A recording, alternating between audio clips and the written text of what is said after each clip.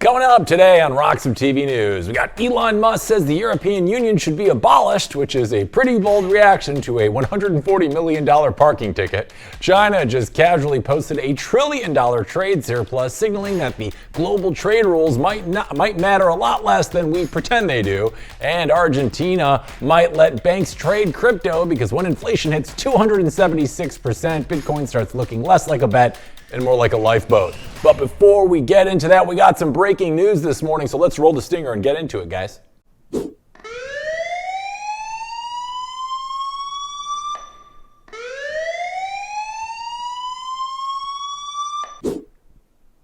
All right, so we got some breaking news out of Japan this morning, where the country's east coast is on high alert. You see, a tsunami warning has been issued in the regions after a magnitude 7.6 earthquake struck off the coastline this morning. Local media is reporting that several people were injured at a hotel in the Aomori town of Hoshino. Now, Prime Minister Sarai Takashi says an emergency task force is assessing the damage.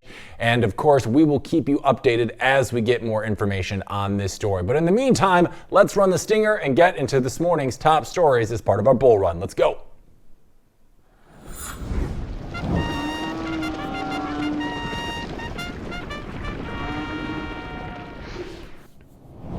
All right, welcome back. It's time we go over the top stories of today in our bull run. So let's get right into it, shall we? First up, we got Thailand and Cambodia woke up and decided it was a great day to test drive each other's air defenses. Thailand launched airstrikes along the disputed border after weeks of rising tension and a long list of "you started it" claims. Now, Cambodia says Thailand attacked them first. Thailand says Cambodia attacked them first. And everyone else says this is why we can't have nice things. Now, this border has been a problem for decades thanks to an old French map that Thailand hates, Cambodia swears by, and nobody can agree on unless a historian shows up with a therapist. Now, Trump's ceasefire, the one he witnessed in October and called a diplomatic win, is now hanging from a very, very thin thread. Thailand says it's acting in self-defense after a morning attack killed a Thai soldier and injured several others. Cambodia says Thailand is spreading false information, which in diplomatic terms is the polite version of an eye roll. Tens of thousands of civilians have already evacuated. Villages are being burned, and both militaries are pointing fingers like it's a geopolitical version of Maury. Now, Thailand's foreign minister told CNN the country will keep up military action until sovereignty is not challenged, which is a phrase nations usually say before absolutely doubling down.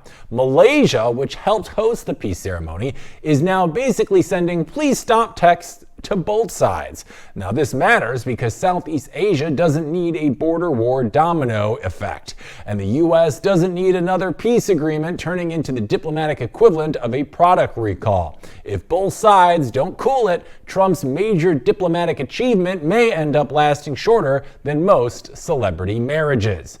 And joining us this morning to talk about this story and several others, we have the man himself, Stephen Big Beat Orr. Stephen, happy Monday. Great, as always, having you on the show, and it looks like you're in Sin City. I love it. Yes, from Las Vegas, Nevada. It's you talk about Thailand and Cambodia. It's like two exes fighting over the same person, and neither one has any control over it, right? With Thailand and Cambodia, It's very simple. Look, there's a lot of deals being made in those countries with us.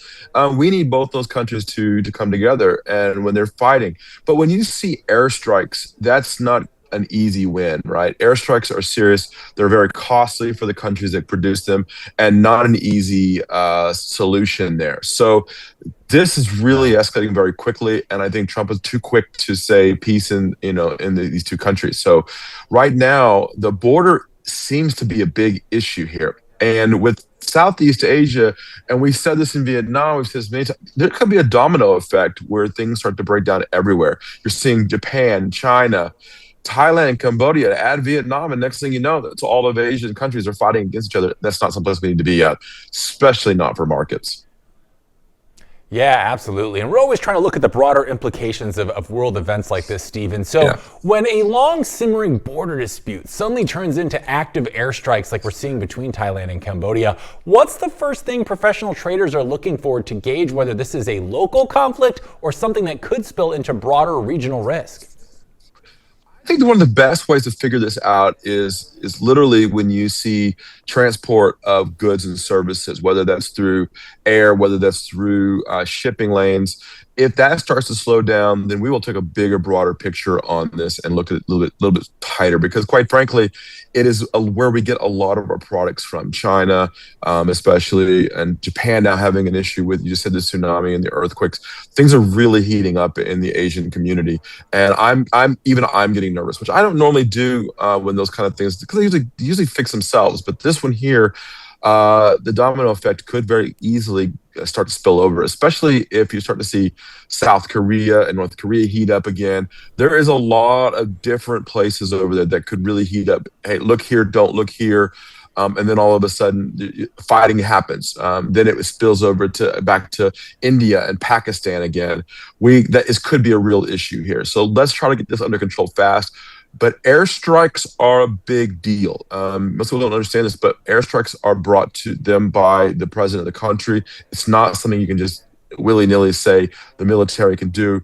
There has to be higher command bringing this. So he said, she said, they started it first. Doesn't really compute with me. So yeah. Yeah, I mean, it feels like right now a lot of Asia is just this dry kindling, and we're just really hoping a spark doesn't ignite the whole region. And like you mentioned, a lot of he said, she said going on. We got both sides are blaming each other. Malaysia is begging everyone to calm down, and Trump's earlier ceasefire deal is just hanging on by a thread. So, Stephen, when you see this kind of diplomatic finger pointing, what clues tell you whether countries are actually preparing to escalate or are just posturing? Troop movement. If we start to see boots on the ground, we start to see countries starting to bring up their militaries, then we've got a real situation. Right now, airstrikes are a big deal. If drones become an issue, that becomes another factor. You saw that in Russia and Ukraine, where they escalated the fighting from just boots on the ground to drones. And if they hit specific places, if they hit nuclear targets, if they hit targets that are militaristic, or are they hitting commercial places, are they hitting places where people are, then that really escalates the situation. Let's hope and pray that that's not the case. But Thailand and Cambodia have been having issues for many, many years. They've just been quietly about it. This doesn't escalate overnight. It's been a while in the making. And Thailand and Cambodia need to cool it, or we could have a real domino effect here. Yeah, that's definitely what it's looking like. I mean, as you mentioned, this border disagreement dates back decades to a French colonial map that no one can seem to agree on. So, Stephen, from your experience, what turns a long-standing territorial dispute into something that finally moves markets? Like, what should we be looking for right now? Yeah, I mean, the products that are in those countries that we actually use, we could start to see those issues. Look, this makes a good example of why we need crypto around the world, right? Bitcoin, because as those fiats start to fall apart, it's a good example of why we need crypto and why we need the speed of lightning and the rails, and why we need to actually have better acceptance around the world and not just here in the United States. So look, I also tell you that, look at your metals. If gold and silver start to push up again, if you start to see Japan and China making more bigger buys into gold and silver, there's a problem, because they're the ones that their fingers are on the pulse. They already know what's going on in Thailand and Cambodia. They know what's going on in Japan and China because they're right there. 9 times out of 10, we don't always know the full effect. We don't know all the back channels that's happened, especially in Thailand and Cambodia. We were hoped that we our fingers are on the pulse with our embassies there, but it seems that Marco Rubio needs to really have his fingers in the Thailand Cambodia dispute, because this could really escalate very quickly. And I don't want to say that scare anybody, but it does look like this is a bigger picture problem than we first thought about. Mm-hmm. And Stephen, if this conflict were to widen or even just stays hot, what parts of the global economy do you think would feel it first? Are we talking supply chains, commodities, currencies, maybe something else? Yes, yes, and yes, all of those. The first thing that we'll probably see is the supply chain breaking down as they can't get parts in or the parts out. The second thing, obviously, breaking down was who wants to invest in a country that's fighting, right? So, you look at it from the Thailand, that's a real issue, right? Especially when you look at it from the perspective of tourism. Tourism could really be affected in Right. Thailand. That could be a big problem. And they want the influx of the US dollar, they want the influx of the Chinese yuan. That could be a real problem for Thailand. And Cambodia knows that, right? They know, hey, look, if we're going to fight, Yeah. you know what, we'll hit those places that tourists are. And if Thailand begins to close those ports down, whether that's by ship or by air, that becomes a real problem as well. U.S. citizens love going to Thailand, Bangkok, especially in Phnom Penh. Yeah. So there's a lot of issues that could be really affected. The second, I think, obviously, is gold and silver. Asian communities do love their gold. They do, especially during wedding seasons, especially in India, and it could be affected. But you have major partners, country partners there. India is one of those countries, as I was saying, they have a huge partnership with Thailand and Cambodia. And obviously, China and India are coming together. The BRICS are becoming a bigger thing. So this could actually be a problem. And airstrikes are something that we don't want to see. Right? If you see boots on the ground, that's an even different situation because now you've got borders in dispute. But airstrikes are not a good thing. Yeah, I mean, this is really turning out to be, it seems like a bit of a geopolitical chess match. And Stephen, one of the reasons I love having you on the show, amongst the many, is that you, as a seasoned trader and investor, you always bring a great insight as to how these world events are going to affect the market. So for everyday investors out there who are watching this play out, what's the signal that this has crossed from regional tension into market-moving geopolitical event? What should we be keeping our eyes on so we're staying abreast of how the markets are going to move as a result of what's going on over there? Yeah, it's very simple. The news. We need to be reliant on the news because, quite frankly, we don't have our fingers in the pulse over there as a country, right? We don't. Our diplomats, our ambassadors are there, but if this does escalate, they'll be leaving. Right, they're not going to stick around. If one of the cool things about being here in Vegas is I get to see my channel checks. I get to see are people buying clothing. Are they spending money and are they gambling? That's a channel check. We're not able to do that through channel checks by having people there seeing whether or not product is being made, whether product is being moved, quality controls. We don't have that there if things start to escalate. Right, that's a problem. So we need to rely on local news in those countries telling us what's really going on, and not have a dictatorship. We don't have that in both Thailand and Cambodia. So we need to make sure that we understand the real truth that's going on there and not hearing it from a political standpoint, actually hearing it from the perspective of what's really happening on the ground.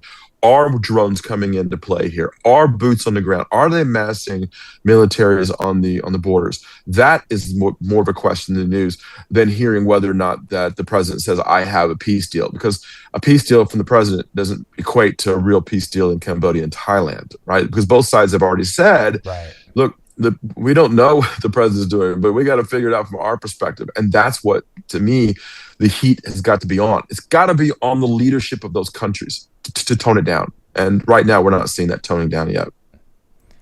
Yeah, absolutely. And, we're likely going to get a bunch of lip service here, but ultimately what matters at the end of the day is to what is actually happening, whether it's drone strikes, air attacks, or boots on the ground. And we will all be waiting and watching to see how that news develops. So everyone, keep yourself informed out there. And speaking of big news, we got some more right here. So let's go to this next story here, Stephen.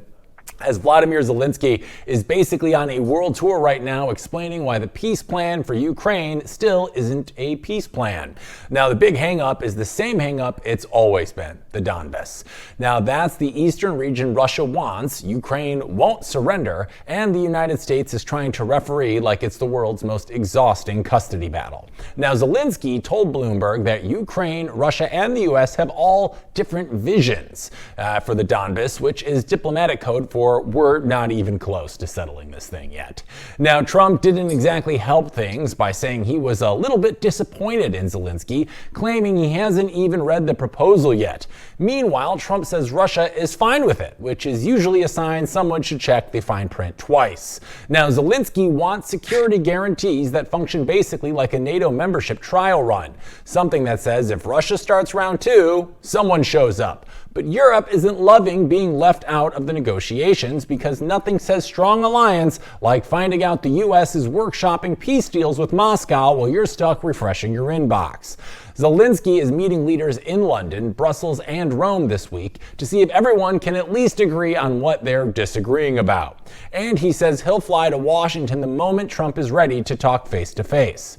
Now, where this goes next matters because the difference between a stable Europe and another multi-year conflict hinges on whether anyone can align three countries that barely agree on lunch.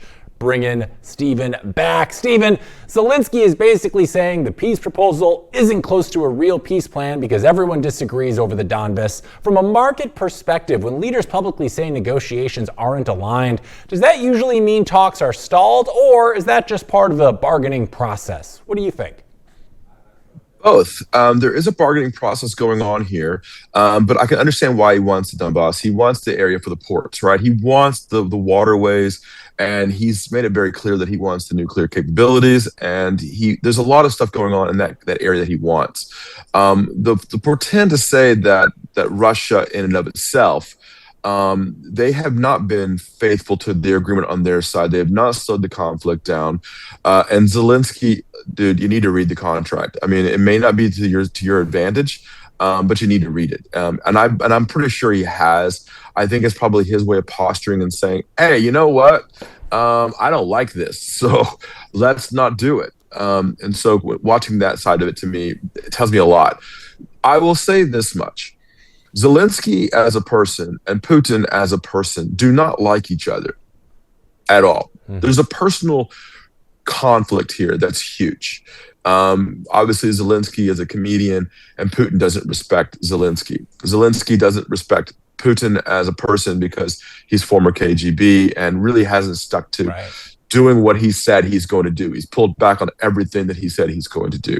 So there's a mistrust and a dislike and a least amount of respect I've ever seen between two countries, especially ones that border each other, including Cambodia and Thailand. Even they respect each other. But these two countries don't respect each other as leaders of their own country, and that's a problem. So when I looked at this a little closer over the weekend, NATO said something very interesting. They said that we should prepare for a multi-year cycle in war. Not just that it's Ukraine and Russia, but Poland, Germany. This thing could get out of hand very quickly. And this one could be one that could really drag us into a actual world war. So we need these two teams to start to cool off too, or we're going to have a problem. And we as a country cannot fight a three-theater war. A lot of our military now is in Venezuela. A lot of our military is starting to accumulate in Europe, as well as, we're thinking you can't fight a three-theater war. We can't. We don't legally don't have it. We just don't have it. So we need to, our diplomacy needs to really ratchet it up. And Marco Rubio has really turned down the ability in our own State Department. We have less people there, and the morale is at less than 10%, less than a soft and Foreign Service Association numbers. So we need to up those as well and get some people over there that actually understand what's really going on in Russia. Sending your son-in-law and sending Witkoff to broker a peace deal isn't going to get it done, right? We need real diplomats who really understand the markets and not just are to grift. We need people there that actually want to tone this down and understand them and understand the two sides a little clearer. I know that we've heard Putin say several times that he likes Witkoff and he likes Jared Kushner. But we really need people that understand Russia, the Russian language, the Russian people, need to understand Ukraine. Ukraine is a tech center. NATO understands this, right? NATO doesn't want to give it up. NATO. Look, just if Zelensky would back off the whole NATO thing, I think it would all slowly but surely go away, right?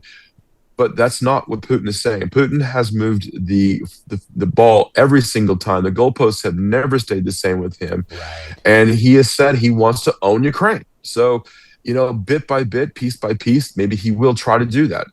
We can't trust him. But, it's like we always say, carry a big stick. Speak softly, but carry that big stick. And right now we're not speaking softly and we're not carrying a big stick. So if we're going to, the next part of this, and I always say it's always Fifth Fleet diplomacy. Fifth Fleet diplomacy is, where is the Fifth Fleet in the world? You know damn well where what we're thinking, right? If the Fifth Fleet's sitting off the coast of Thailand and Cambodia, that's what we're thinking. If it's sitting off the coast of the Black Sea, that's what we're thinking, right?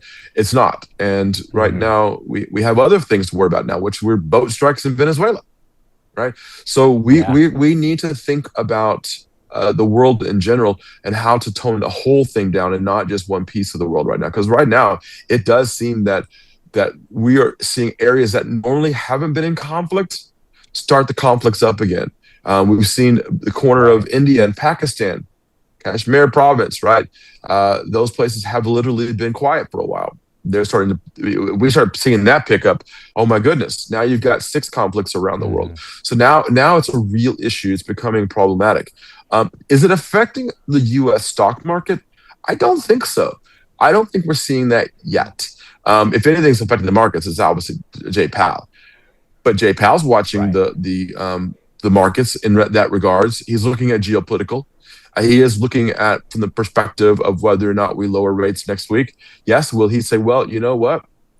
I've said 2 things. It's jobs, unemployment, and it's going to be based on, a couple of other things that we can't control. And right now, inflation is still rearing its ugly head. And inflation could go up if we don't get products from the Southeast Asia, if we don't get products, our tech from Ukraine. So we start to see how the geopolitical is now could affect it. But I don't think it's happening now. But if Powell says it's affecting the markets, then maybe next week it is affecting the markets. And then it does affect the markets. And Powell says, you know what, I can't lower rates because of inflation, because of geopolitical. And then he's moved the goalpost. Putin has moved the goalpost. Colombia could be moving the goalposts in Venezuela with the strikes there. So all of a sudden, the world becomes one big mess. Yeah. I mean, I can't remember the last time I feel like we've seen the geopolitics be more tense worldwide than we have right now. We have Putin, who's seemingly negotiating in bad faith, like you said, moving the goalpost whenever he sees fit. And we have, obviously, the Cambodia and Thailand situation. We got Venezuela. And then back to Russia, we have Europe, who's frustrated because it doesn't feel like it's fully involved in these peace talks. So, Stephen, yes, but you talk about that, Hank. Go ahead. You talk about that, Hank, but Venezuela is invested in Russia and Ukraine because Russia is sending to Venezuela, right? They are sending weapons and people. So that's what I mean by the whole world does matter. It's important to understand that when we look at the trade routes, that Russia and Venezuela, if Russia automatically starts to send ships over there to Venezuela, which it looks like they are, then all of a sudden they're on our back doorstep and not just the doorstep of Russia and Ukraine. So there is a bigger issue politically here than just that, and that's why I prefer that it stays over there, and not bring it to near our shores. Yeah, absolutely. But it does beg the question, Stephen. With Europe feeling left out right now, historically, when major allies feel sidelined in a negotiation like we're seeing currently, how does that affect the chances of reaching a long-term, stable agreement for those 2 sides? It would seem to me that it would be important that Europe would be involved. I mean, it's happening right there. What are your thoughts? Last time this happened was Neville Chamberlain in England, with Germany. Don't worry, Hitler's is a good guy. He'll do what he says he's going to do, and then he didn't. He did a blitzkrieg. I'm not saying that Putin is Hitler, but I am saying that if you don't keep to your agreements, then you might have a Neville Chamberlain on your hands here, and that Neville Chamberlain might be all of NATO. NATO needs to step up, and I think President Trump is right that NATO needs to step its money-wise up too. If Europeans need to protect themselves, we can't, as the United States, can't be the sheriff of the world. Right. So if that becomes a bigger problem and NATO's not stepping up, then all of a sudden Poland is already doing it. Right. Poland is already upping their numbers, asking for more troop involvement, preparing for that. So this is getting wilder and wilder on a geopolitical stage. And I don't want a Neville Chamberlain issue here with Russia. Russia needs to stop at the doorstep of Ukraine and back off and get a deal cut. I think Zelensky, I think in a lot of cases in his situation, it's not fair because let's be honest, Putin invaded his country, right? So there is war crimes here. So Zelensky is in the right, But Zelensky also has people dying. Russia has people dying.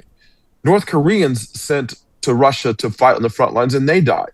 The number of people that are dying in this war is outrageous. So, at what point does that start to affect?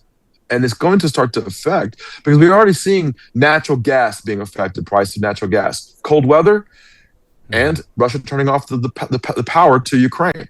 Now, if Russia turns off the peak flow to Europe, and Europe's not prepared, Europe is going to have a very cold winter, right? And that's why NATO has to be very careful. So, right.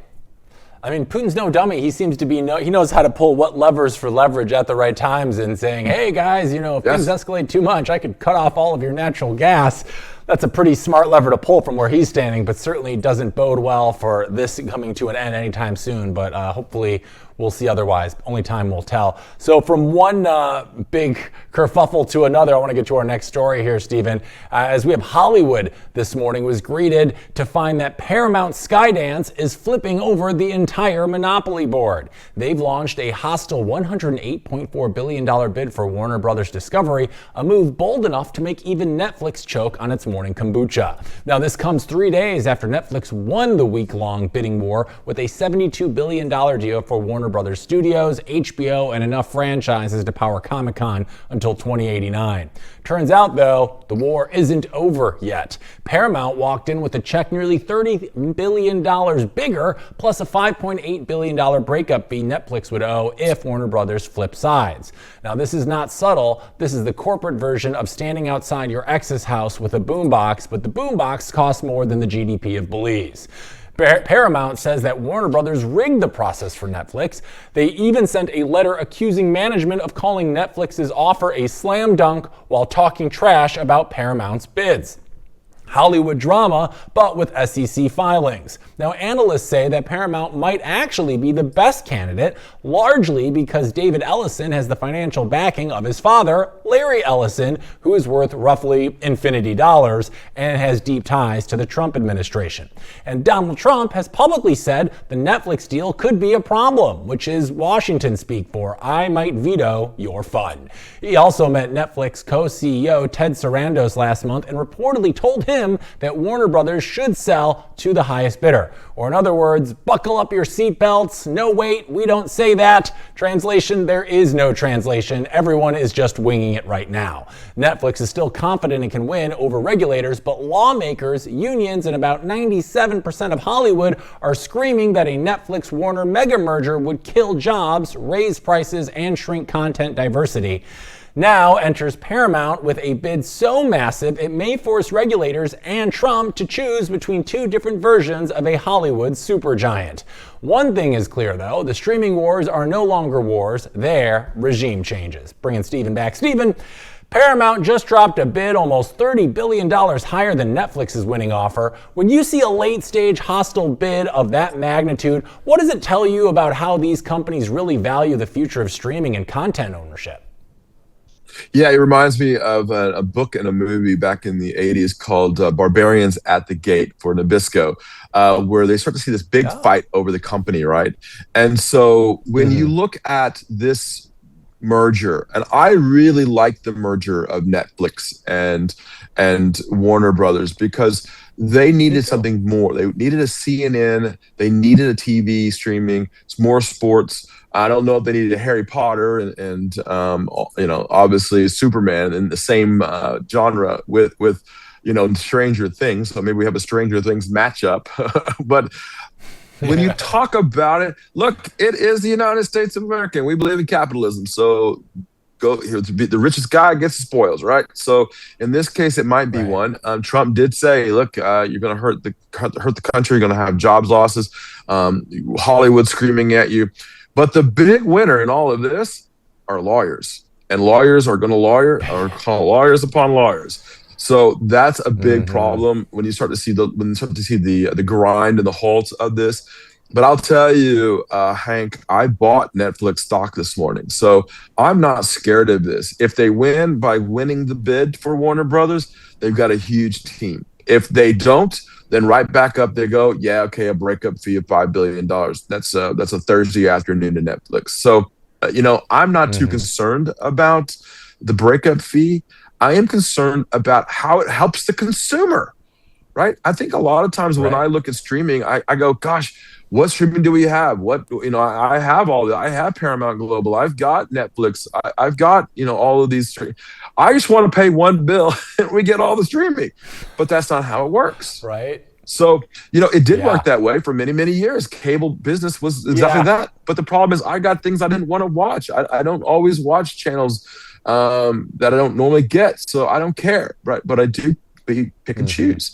And so when you saw Disney going after ABC and ABC going after Disney, and then then they got the Star Wars franchise, they did a lot with that franchise. They made several more movies. They made a lot of shows. So, okay, Netflix, if you're going to get Superman and you're going to get Harry Potter, what are you going to do with it, right? How does that affect the Universal situation? Because Universal Studios has Harry Potter at the parks, and all of a sudden now you've got a bigger mishmash of programming. And then what are you going to do? Put it all on CNN? And I love that. So, and I do like the breakout effect of this new Discovery channel that they're looking to do, and this new company putting some of these streaming together, which I do like. But I really want Hmm. to see what the programming is actually going to be before I really stick my finger to that. But Paramount, they need content. They're hurting for content. And so, but guess what? Paramount has a studio, just like Netflix. And Right. Paramount Studio is bigger than Netflix Studio. Um, Here's what I really want to know: who's on the sidelines waiting to get involved? Right? Is Amazon Right. looking to get involved in this deal? Is Apple Studios that don't produce that many movies, are they looking to get involved? Then I'm getting really. Then you have Barbarians at the gate, and then you have a play for like Nabisco. And I highly Hmm. recommend everybody go out there and watch the movie. If not the book, the book's better, but the movie to explain how this happens. Because all of a sudden, it's not just a Hmm. merger and acquisition. We knew from the last administration that mergers and acquisitions were going to happen because of Lena Khan, who was Hmm. the head of the FCC, who just pretty much stopped everything going through. Now we have an administration that's pretty okay. You know what? It's about business. So go merge, go have your fun acquisitions, and a lot of companies over the last 10 years, I would say almost the last 10 years, have been doing one thing, and that's accumulating cash. There's been a lot of cash Right. in these companies. Just look at Apple's cash forward. Just look at Warren Buffett's cash forward. There's a lot of companies that have a lot of cash, and that's what you're seeing out of Netflix. They haven't been spending it. So you're seeing out of Apple, they've not been Right. spending it, and now the purse strings are being opened up, and Apple has a good chance of a new CEO. So now all of a sudden you've got a whole different situation here, Hank, that could really put Hmm. Paramount, could put Warner Brothers at disadvantage because they might not know who their new boss is going to be.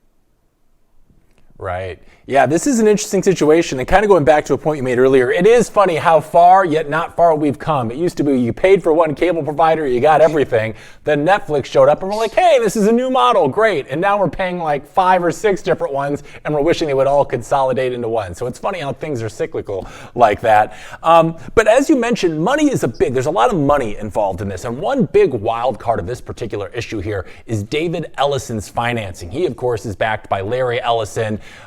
I think he might be the richest man in the world now. He's been dropping in and out of that for a minute now. And he essentially has unlimited capital. So my question for you, Stephen, is how does that kind of financial firepower change the dynamics of a deal like this? Is it as simple as Paramount says, hey, we can offer 30 billion more and that's that?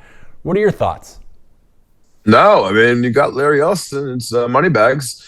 You can offer more and more Yeah. money. And that's what I mean by barbarians at the gate, is that, as this thing starts to Hmm. heat up, well, why are they willing to spend this much more money? What is it that Warner Brothers Right. has that everybody wants, right? And they're going to start to dig deeper and deeper and go, okay, well, guess what? Warner Brothers has a huge plethora of movies and shows. I mean, Friends is one of the highest ranking shows of all time, right? And still in Hmm. syndicate. So, there's more to Warner Brothers than just, oh, let me get a Superman and Harry Potter here. This could be where they're getting a studio. This is where, they don't, and Trump is right in this aspect, right? He's saying, hey, look, there could be some job losses because maybe we don't need so many key grips. Maybe we don't need so many actors. Maybe we Right. don't need so many of something. And all of a sudden they start to cut that back. And I'll tell you, one of the things that we're seeing right now is AI actors. We have a new AI actor now winning, going to possibly win an award. So this is an interesting situation, right? And there could be a real play here for not just the streaming side of the aspect of it, but also eyeballs. And I think that's what people want. It's the different eyeballs that you're going to get. Do you have the CNN side? Do you have the Harry Potter? Do you have the Superman? They may not all three like the same things, but now you've got all three eyeballs in one place, and that's what really gets the question going of what is it that Warner Brothers really has. But like I said, I'm not scared of this deal, and Netflix under 1,000, or now after the 10-for-1 split breakup, $100 to me is a buy. I like this. I'm not telling anyone to buy or sell, but I picked it up. I like it here. And Warner Brothers is a clear winner, but you saw Warner Brothers stock jump 7% this morning, and now it's only up 3%. So there's more to this than just, hey, what's the cost? What am I getting for this? There's going to be deep, and guess who's going to win again? It's the lawyers. The attorneys are going to win big out of this. So look at that aspect and go see who's lawyering up more. If Netflix has got more lawyers, or does Paramount have more lawyers? And right now, look, it's very simple. Larry Ellison and David have a lot of lawyers. Netflix has a lot of lawyers too, and Steve Sarandos has a lot of lawyers, but they ain't got lawyers like Oracle. Right. No, that's so true. And you actually hit on a point that I didn't really consider.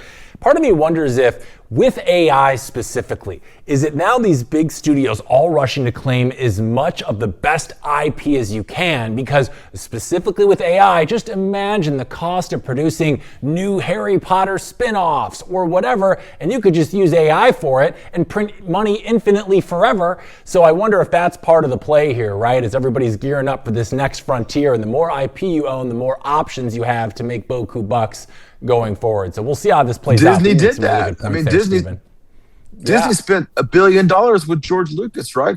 Today, that's nothing, right? I mean, today, you're not talking about Warner Brothers and Paramount and Netflix. We're talking the hundreds of billions of dollars, right? So when I'm asked about AI, what companies do very well with AI, it's data. Who has the most data? Who has the most IP? And in this situation, you can make Warner Brothers, videos all day long through AI. So expect that, and that's what I think it's what the president administration is talking about in a lot of ways.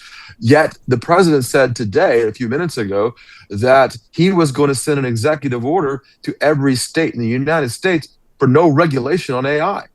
I applaud that. Yeah. For right now, we need guardrails, but I applaud that. Don't stop the technology right now. Keep it going. And yes, look, it's very expensive to go hire more actors. If you just pay the Warner Brothers fee and get those actors, you can now take their likenesses, you can take their speech. I mean, think of it from the perspective of Harry Potter himself, right? Or that actor. When I look at that, he's probably got some kind of stipulation in the back end. Hey, you can use my voice, but I get paid. Great. It's cheaper than hiring the actor back.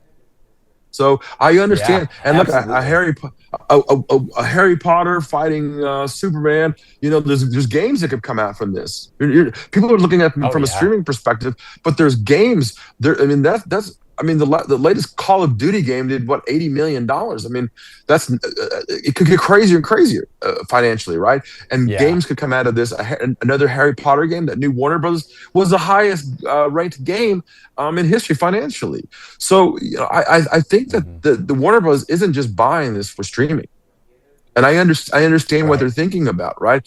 When Netflix says, okay, Warner Brothers, instead of you buying another franchise, now Netflix is saying, okay, you go buy the franchise, we'll fund it, and we'll produce the movie or the show, the game.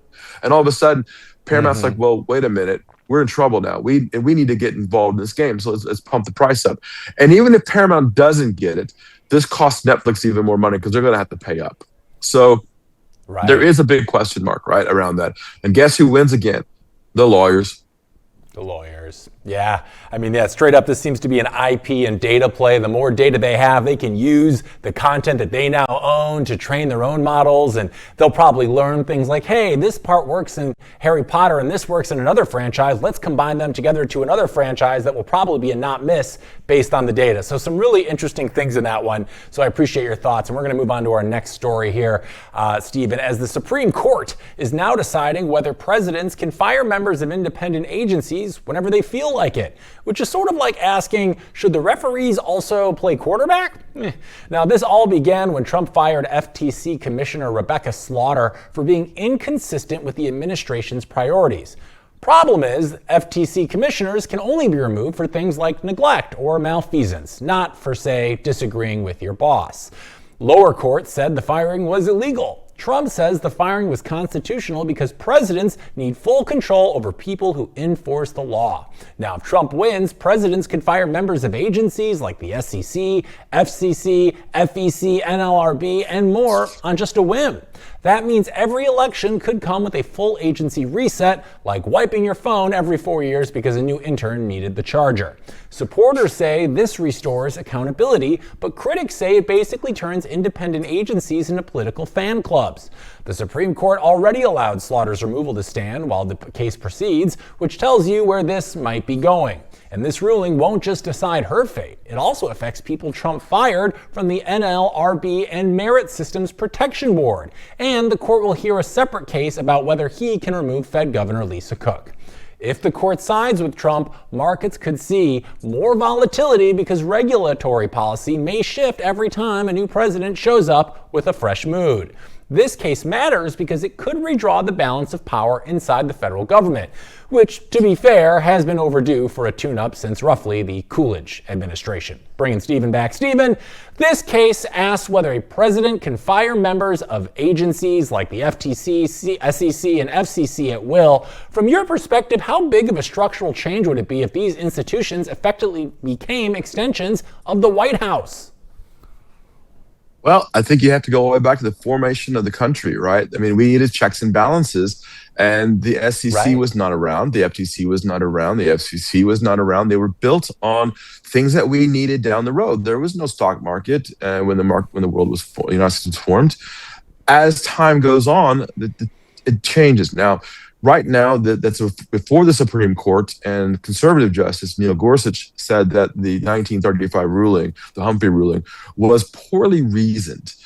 We know that Trump has a 6-3 advantage on the Supreme Court, so he is going to win this case.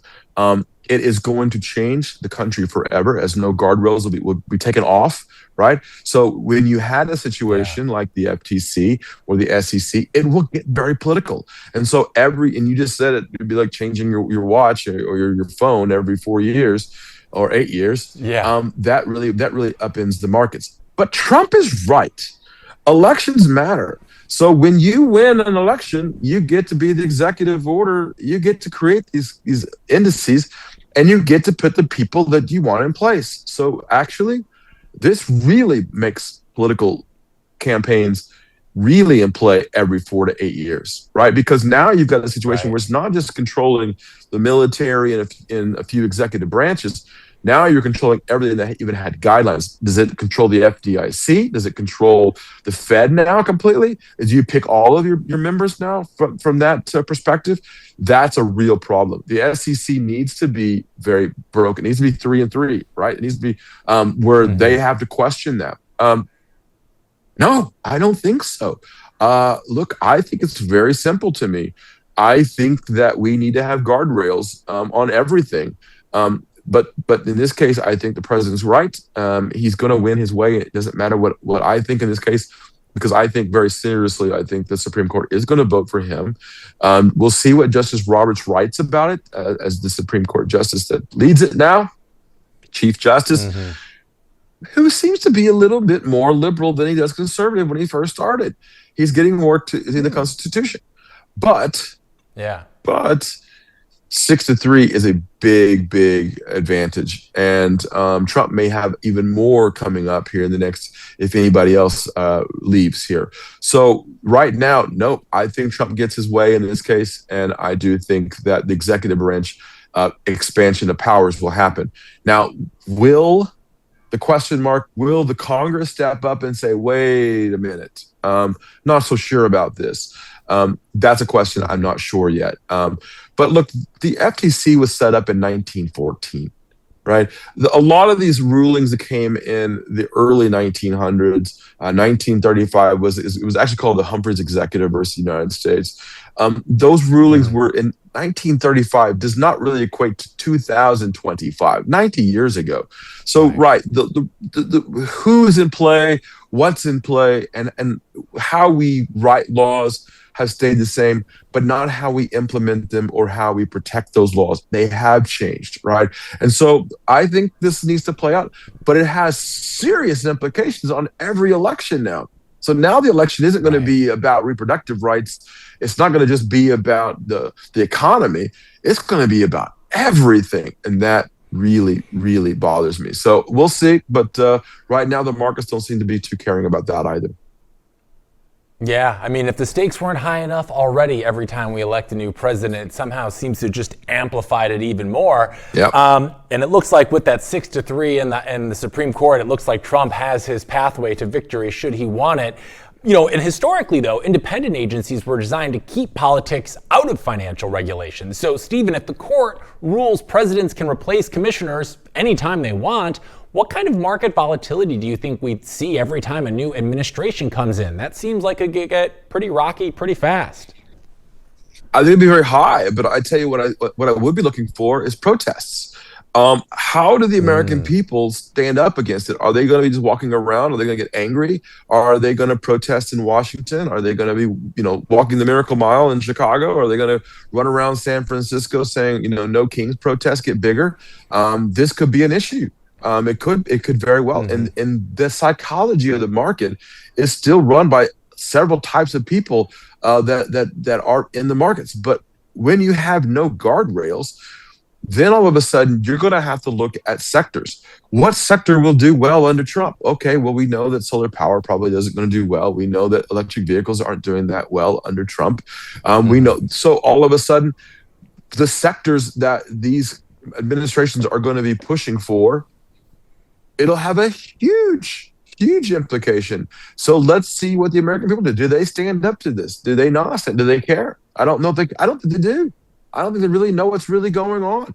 And I think that the Supreme Court is going to give them carte blanche pretty much. Yeah, I'm a little worried that John Q. Public doesn't fully understand how big and how important this could be until it's already going to happen. And then we'll hear people start complaining and getting up in arms if things aren't going the way they hope. But at that point, the damage, so to speak, would already be done. It'll be interesting to see how this plays out. Fingers crossed. Go ahead. It did happen. I mean, the last administration was very anti-crypto. So the crypto community stood up to him. And guess what? Trump won. Right. And one of the biggest issues was crypto. People say, well, it was totally crypto, and being self-sufficient and having self-custody issues was a big deal. And AI is a big deal. And in the Trump administration, they latched onto that, where the Democrats did not. So every administration coming in is going to have a different set of guidelines for themselves, but they're going to be like, hey, you know what? We won, so environmental protections are going to go back on, and companies are going to suffer for crazy environmental laws.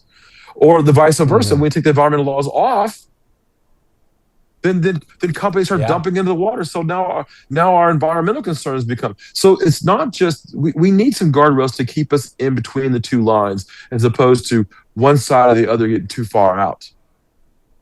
Right. No, I totally agree. And, one of the companies that really benefited from the most recent legislation, specifically in the crypto verse, so to speak, is Strategy. And I want to talk about them right now because they just purchased more Bitcoin. In fact, almost $1 billion worth. I think around $700 million worth. So the company bought more than 10,000 Bitcoin at an average price of about $90K, which brings its total holdings to now over $60 billion in BTC. Now, this is a big buy, is definitely a reversal from what we've seen in the previous couple of weeks when Strategy only added 130 tokens, and everyone wondered if Michael Saylor had suddenly discovered moderation. Well, it turns out he was simply waiting for the pullback. Bitcoin has been drifting in the low 90s after falling from its October high of above 126K, but MicroStrategy buying again signals that the company thinks the next leg is upward. And when the world's largest corporate Bitcoin holder buys nearly $8 billion worth of coins in a single week, it's a signal. And that signal is that Saylor thinks this is still early. Investors learned long ago that where Bitcoin goes, strategy goes, and Saylor seems confident in that direction. Bringing Stephen back. Stephen, when a public company like Strategy adds nearly $1 billion in Bitcoin in a week, what does that signal to institutional traders who are watching Saylor's moves like a hawk as a proxy for broader Bitcoin sentiment? It's got to mean, right? Saylor must think good news and good tidings are on the horizon, right? Absolutely, 100%. This is the institutionalization of Bitcoin. This is sending a signal to them. Hey, okay, you want to sell your Bitcoin to me? Guess what? I'm here to buy it. When you look at big companies like that, you look at the JP Morgans and Goldman Sachs, they look for those dips and they're like, good, I'll buy it at a lot cheaper price. And Michael Saylor is not backing down. I think he's at something around like $76,000 per Bitcoin now. He is not going to get wiped out. And for the first time, and I can't imagine when, Peter Schiff is now changing his tune and saying Bitcoin is not going to go to zero shortly. Okay, so we need to, as traders and institutionalized traders, when I look at Bitcoin slipping, I don't go, ooh, that sucks. I go, ooh, that's great because I get a chance to buy more. Yeah. Right? People say, well, Bitcoin's going down. What do I do? Buy. This is not a time frame where we trade crypto. You can do that if you want, and there are traders doing that. But this is an accumulation phase. Tom Lee, very institutionalized, saying Ethereum is going higher, Bitcoin is going higher. When you see Michael Saylor, this isn't Michael Saylor's first rodeo.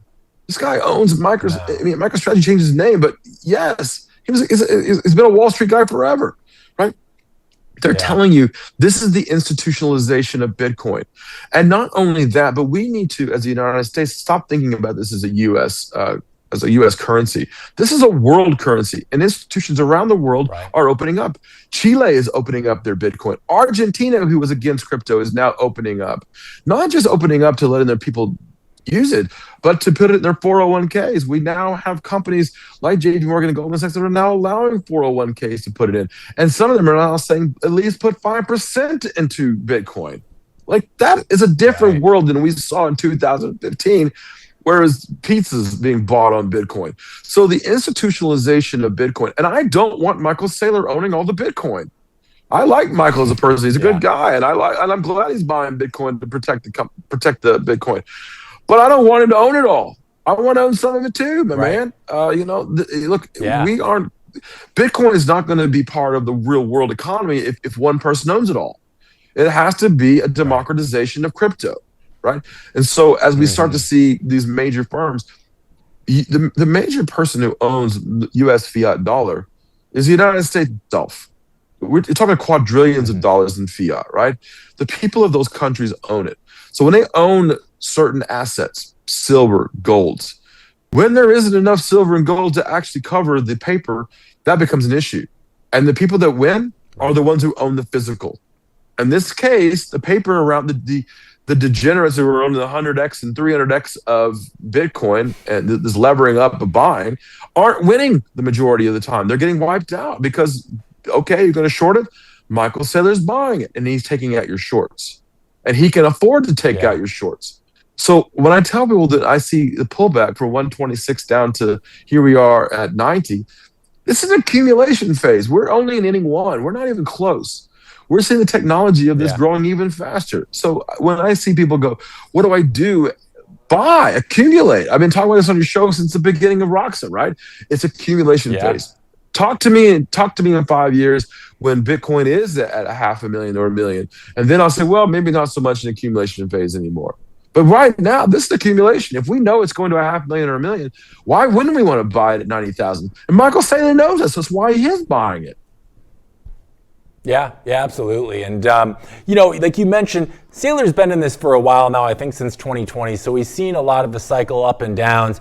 But, you'd have to agree, I think, that This year has kind of been the tale of two cities a little bit. It was booming, things were great. Michael Saylor was the high priest of Bitcoin. Everybody was saying this guy is brilliant. Their stock, though, now is down 61% since July, but they're still now buying aggressively. So from your market experience, Stephen, how do investors interpret a company doubling down while its share price is under pressure? Are people looking at Saylor right now and they're saying he's the high priest or high chief of Bitcoin strategy, or is he the high chief of Bitcoin, of being a Bitcoin charlatan at this point? What do you gauge where people are seeing where he's at right now, given the downturn in the stock price of strategy over the last few months? Every company's leader needs one thing: vision. And you saw that with Mark Zuckerberg having vision with AI. When the stock was in the 90s and the hundreds, I was like, that's silly. Facebook is worth way more than this. Meta is worth more than this. WhatsApp, and you saw these companies and Instagram explode, and all of a sudden the stock price is over 500, 600, right? He had vision, and he invested quite heavily, and he's investing more in AI. Let's go back and talk to Michael Saylor. His vision is that Bitcoin will be the predominant fiat around the world. And so if that's the case, that vision, he's going to stick by his vision. And he's telling you what he's doing with a vision. He's not just buying it. He's actually showing you that he's doing it. I just see now that Alina Habab has now resigned as New Jersey's U.S. attorney now. So that could have major implications in New York as well. So let's keep our eye on this situation here. But I will tell you this much: vision is the key for any CEO, any leader of their company. What vision do you have? I'm seeing leaders now that are pulling back their vision. I'm telling you, the companies that their vision is getting bigger and bigger and bigger and brighter and brighter and brighter are the ones that people are going to follow. And MicroStrategy stock being down, that's just nuts. This stock's going to be worth 3 times what it is today down the road. Palantir, Alex Karp had a huge vision for the company, right? The stock was at 35 when I bought it. I loved his vision. And his vision, he implemented it, and they executed on it. And guess what happened? Stock went up 280, 220. So when I look now, the stock went to 220. I thought it was too high. Back to 180-ish, right? So when I saw that, okay, it went too far too fast. The same situation, MicroStrategy went too far too fast, but his vision is way catching up, and MicroStrategy is undervalued now. That's my opinion only, but I think MicroStrategy is undervalued here. Yeah, no, I think I'd have to agree with you. As we've seen time and again, it's the people with the vision that you speak of that we remember, the Steve Jobs of the world, that everybody said they were crazy. They forged ahead and they ended up being right. And speaking of vision, Big Beat, you and your amazing platform, Quasar Markets, gives people a vision of the entire market at any time so they can make the best financial decisions for them and actually participate and play with the big boys out there. So really quick before we wrapped up, if anyone in our audience is looking to up their trading game and get the knowledge the insiders get, what's the best place I can send them so they can do so? QuasarMarkets.com. Thanks for bringing that up. Look, that's the whole key, right? Is data. We need to have that information in front of our hands. A good example of that was the other day. We saw an article come out on the information.com, and I'm not a big fan of them. Institutional traders know that a lot of times the news and data comes out of them is not good. It ain't like Roxon to talk about the truth, right?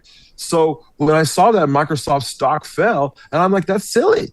Our data, our news said, look, this isn't right. And our AI was like, they've not been right in the past. So I bought the stock, and the stock jumped up because Microsoft came out and said no. So having real data, actually from the real sources, not third-party sources, is the key to business. And that's what we've done. And that's been my vision all along, is to giving traders access to that same democratization that the institutional traders have as well.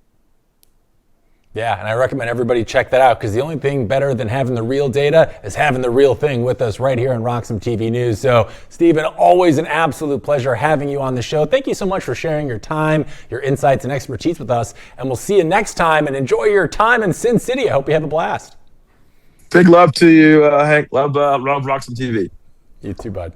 Love you, brother. See you next time. All right, we're taking a quick break here at RoxomTV News, but when we're back, we got more of today's top news stories, and we're going to be joined by our second special guest of the day, Cedric Jungelman of the Bitcoin Matrix podcast, and he's going to help us break down the rest of today's top stories. You won't want to miss it, so stay tuned. More RoxomTV News coming your way right after this. Some call me Chicken Little, others Bubble Boy. I'm a bit changed, but sounds familiar, right? Let me tell you a hard truth. The S&P isn't rising. The dollar's falling. That's the trick. Monopoly money. It's ice melting by the second. Your savings, your salary, your time. Worth less every second. Everyone's using the wrong measuring stick. Switch the denominator. Price the S&P into Bitcoin. Hard, fixed, unprintable. Suddenly your unstoppable index, it's collapsing. And while you cling to dollars, well, Wall Street already switched. Before, you needed 2 brokers. Still getting my ninja bonus though, right? Plenty of spreadsheets. And my quant! I hate this part. I was right, and I'll be right again. If I were you, I'd thank me. You know my name's Dave, right?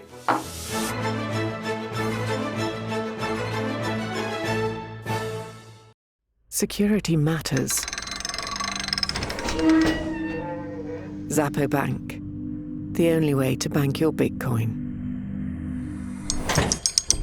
Apply now at zappobank.com. Wish you could grab cash without selling your Bitcoin? Yeah, me too. But hey, that's why Ledden exists. They're the global leader in Bitcoin-backed loans. We're talking over $9 billion issued since 2018 with a perfect record protecting client assets. Now you might be asking, Hank, what makes a Ledden loan different? Well, with custodied loans, your collateral, it stays put. They don't go degen and lend it out for yield. There are no credit checks. It funds in under 6 hours. No monthly payments. You can repay anytime with 0 penalties. And for transparency that grown-ups actually want, proof of reserves reports every 6 months verified by a top accounting firm. The bottom line here, gang, is Ledden lets Bitcoin holders unlock liquidity without selling. And you can check them out over at ledden.io/RoxomTV. That's LEDN.io/RoxomTV.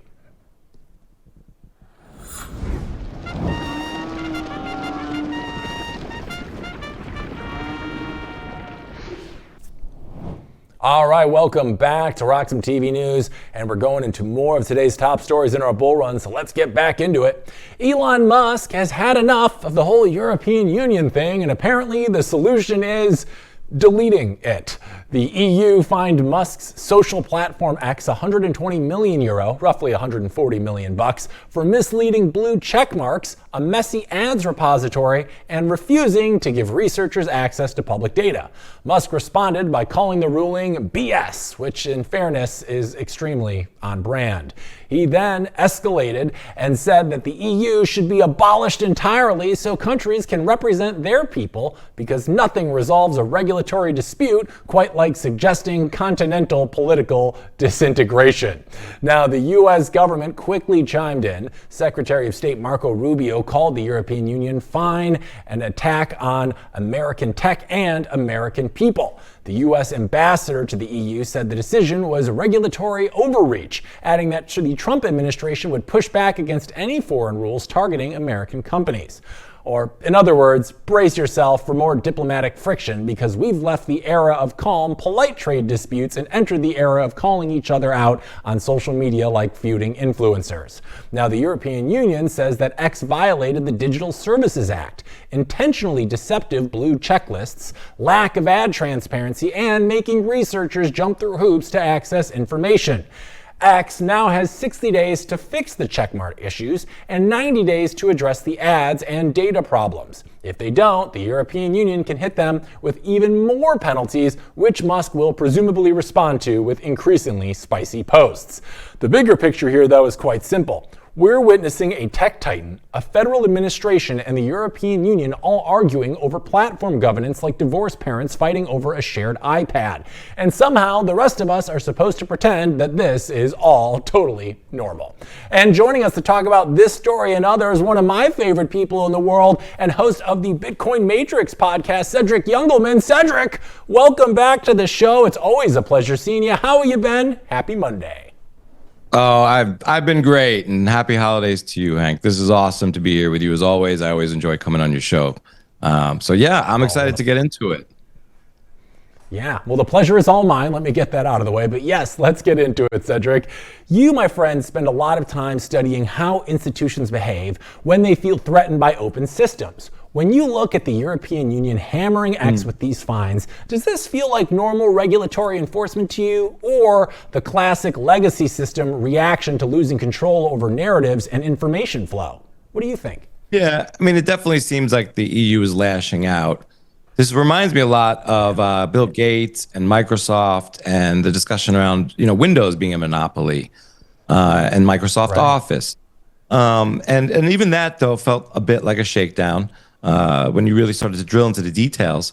But I could see why the EU would be threatened by something like X. But, it's really interesting, Elon Musk. I mean, even if he feels like he's being shaken down by the EU, I think it's sort of brash for a CEO to speak on the world stage like this. Maybe that's indicative of our culture now and sort of where X is. But, he was, for a while, he was a part of the U.S. government and trying to help the U.S. government as not a citizen. Now he's calling for the deletion of the EU.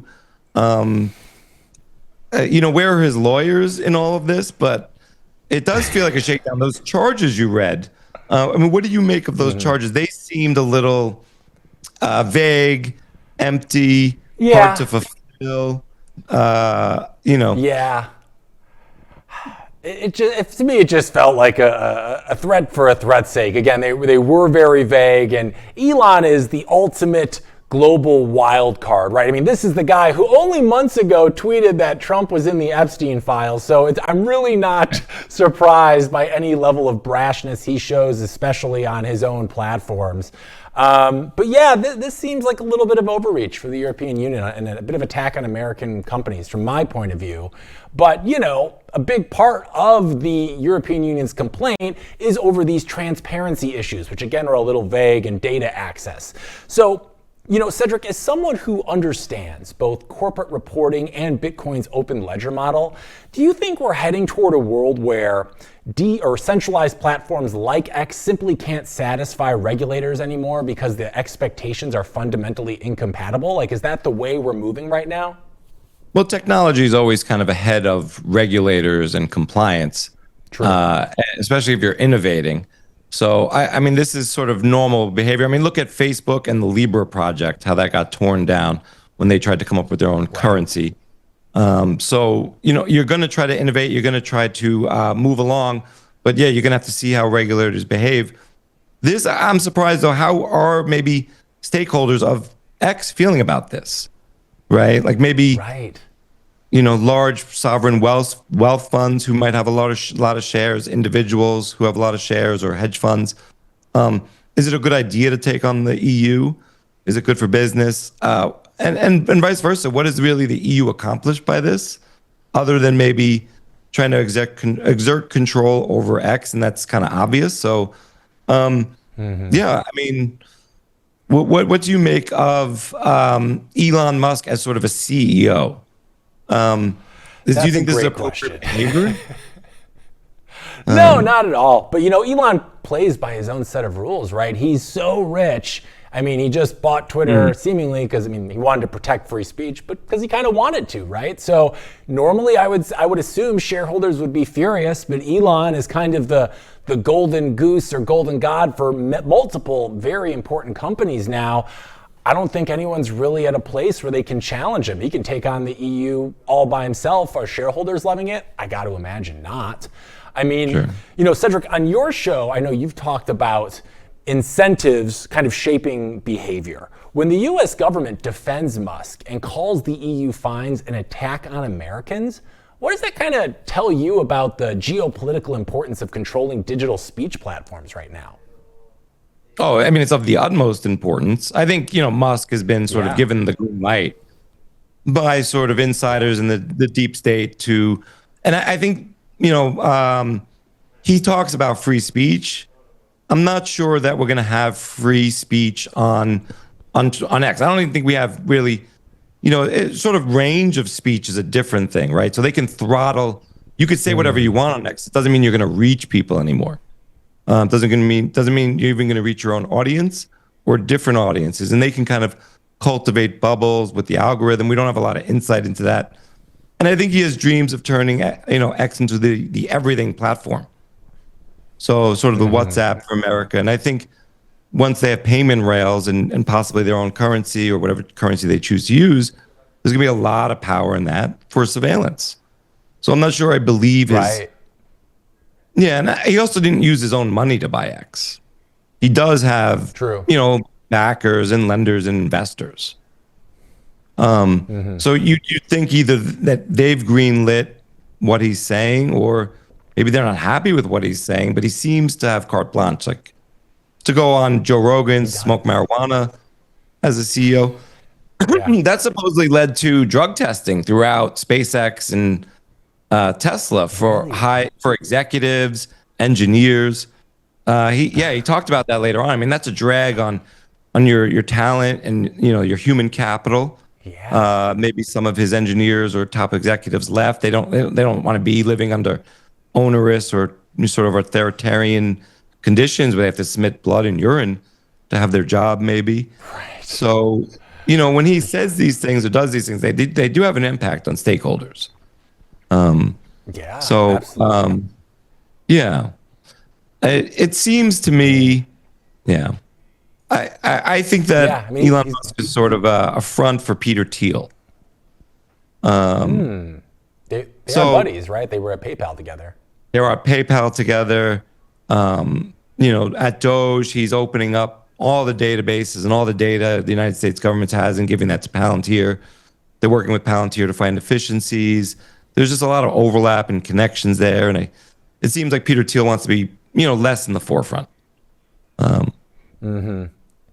Yeah, I think, it definitely seems like Elon is the one who enjoys the limelight, and he's got the ultimate, as they call it, FU money, and he seems to be putting it to use however he wants. That guy is completely uncapped by anything. He just does what he wants, and it does have effects, and my question for you, Cedric, is zooming out, does this kind of regulatory drama strengthen the case for decentralized protocols where no single country, court, or regulator can punish a platform into compliance? What are your thoughts on that one?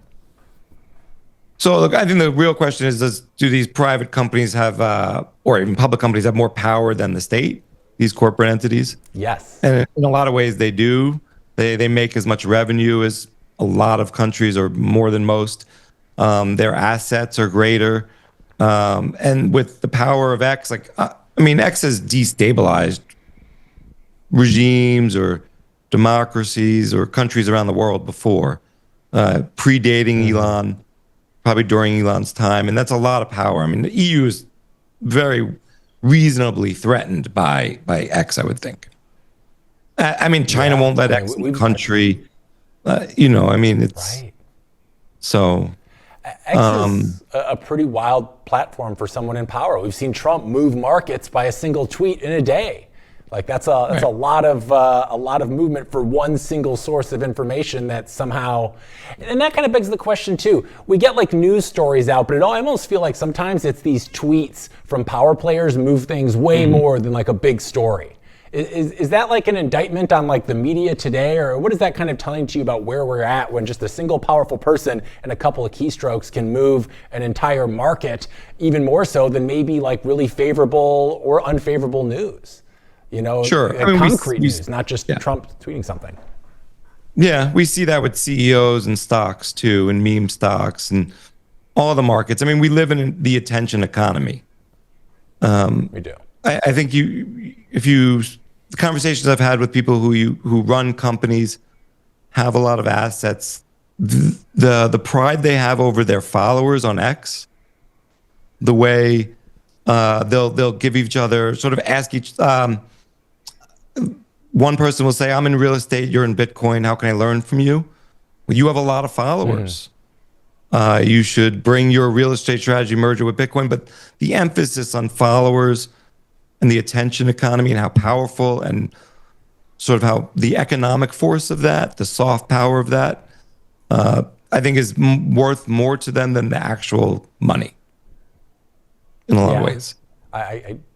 I would agree with you. It's kind of like having your own positive echo chamber. You just scream into the void and it screams the same thing back into you. And you're like, this is great. I have all these people that are willing to go to bat with me for the same thing. So yeah, that's a really interesting point. And I can see how that's influencing today's politics and markets in a way that probably we didn't totally see coming, but it's the world we live in now. Let's move on to the next one here, Cedric, because speaking of big money, China has officially posted a $1.07 trillion global trade surplus, which is the economic version of flexing on your entire high school reunion all at once. Exports are up 5.4% this year. Imports are slightly down. And the rest of the world, especially the United States and Europe, is looking around asking whether tariffs even do anything anymore besides generate press releases. Here's the wild part. Exports to the United States fell 28% in November, but China simply made up the difference by selling the absolute daylights out of Southeast Asia and Europe. Exports to the EU soared almost 15% in November. Exports to the Southeast Asia area jumped 8% for the year. Analysts are saying China is transshipping more goods through neighboring countries, meaning Chinese products make a quick pit stop in Southeast Asia, get a passport stamp, and then continue to the United States labeled as something else entirely.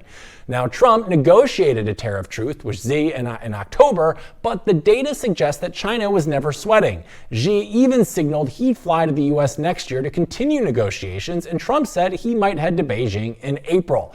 The foundation of the conflict hasn't changed. China's manufacturing machine is still overpowering global competition, particularly in cars, where exports jumped 53% in November. European leaders, especially Macron, are threatening their own tariffs unless Beijing reins it in its dominance. China's response is essentially, you can try, and this matters because global trade is being reshaped in real time. And whether you love tariffs or you hate them, the scoreboard suggests that China isn't losing this round. Bringing Cedric back. Cedric, China posting a $1 trillion trade surplus is a massive signal about the imbalance in the global system. From your financial background, what does this say about the long-term sustainability of a dollar-centric trade world? Oh, it's not sustainable. We're going towards a multipolar world. We see the emergence of BRICS and the alternative settlement system with that they're using gold to settle, not necessarily melt the gold down and go directly to gold and exchange gold, but using it as a settlement layer. So we are moving towards a multipolar world. I still think that we, throughout this transition, are codependent with China. The U.S. and China need each other. The wrinkle in that story that I missed the first time I read that article was that goods were being circumvented and still ending up in the U.S. Right. Yeah. Like that does to me was demonstrate to you?